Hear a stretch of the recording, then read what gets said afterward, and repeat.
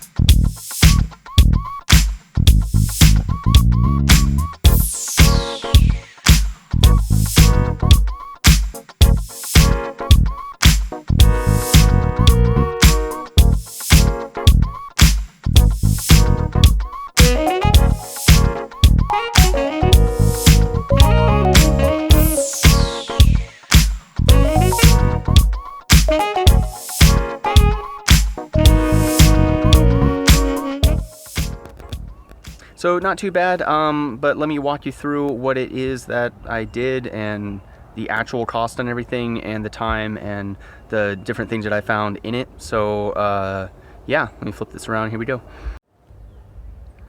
Okay, you will need 6 wires to rerun this, a total of like 4 feet. Normally it's over here, run it over here. And I mean, solder, heat shrink, do it the right way while you're at it. And some of these are really brittle, I found, so be careful with that.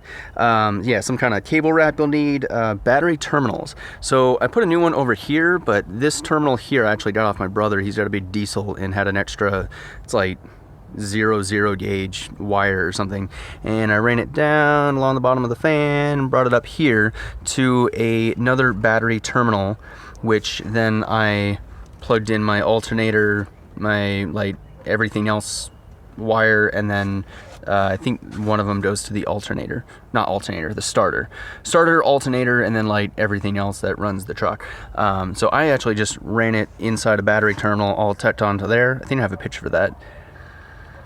And wrapped it in some of the squishy foam that comes around like battery ties like over here on my disconnected AC line, stuff like that, and then wrapped it up with electrical tape. It's not stupid if it works, I guess, right? Sure. You will need a square to round transition for the air box to the filter. I wanted to weld one because I didn't like the little plastic one that came with it. So bully to me for being a welder. If you're not a welder, well, make something work. It's not terribly hard, so yeah, give it a shot. With that also, let's see, battery cable. The red cable, I used about, I don't know, that like 3 feet, 4 feet? I don't know, 3 feet or so. Oh, and you will need, I just had like a chunk of plastic hanging around, something to block up the battery. That was pretty, you know, easy to do once I figured it out. You just kind of block it up. And yeah, this can stay here for the most part. It might rattle a hole in it, not really sure. And then for this guy, just drill an extra hole somewhere in the fender back there and run it through there. Super simple. Yeah, super simple and a lot of fun to do it right. Oh, the other thing I did is this little bracket right here. So I'm gonna try and get in here. This guy right here, I used a 2-inch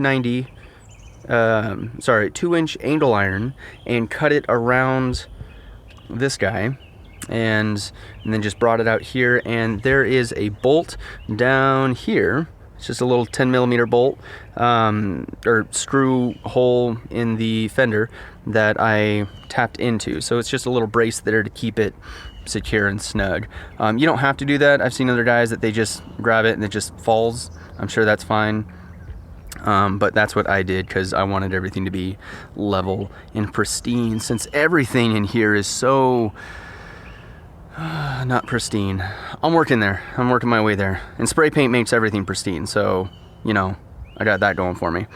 And yeah, we're gonna need 4 hose clamps or so. I mean, you can reuse the old ones, but why? They're super cheap. You're gonna need an elbow, 2 3-inch couplers. I threw away the other box. The 3-inch reducer to 2.5. Don't use that one. Just use the 3-inch coupler. That one, all you need is 2 of those. And a filter of some sort. This one, I have no ties. It was just blue, and I like blue, and it was short. You will need a short one to fit in there, unless you are more clever than I, which is likely. Oh, and while I'm at it, here we go. This cost $14.99 at Zelinski's Auto Parts. This was $24.99. Both of these are $9.99, so it's $20 for that.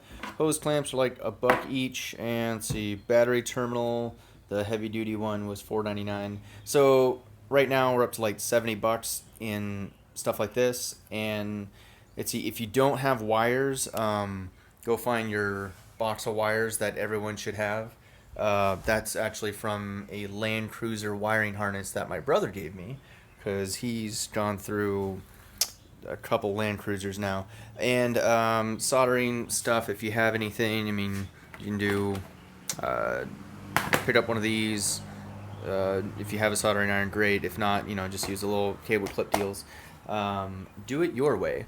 So I think total, I mean, $70 in parts. If you don't have wire or solder, any of that stuff, then I don't know. I would say it's under $100. Yeah, $100 for like 5 more Hurst-Purs. Well, that's pretty much it for this build. Quick little build. It took me, I think, like a day or so, probably a day total. I took my sweet time on it and making a bunch of other stuff, and I'm working on a bunch of other little things on the truck as well. So yeah, anyways, hope everyone is well and enjoying your weekends. See you on the next one.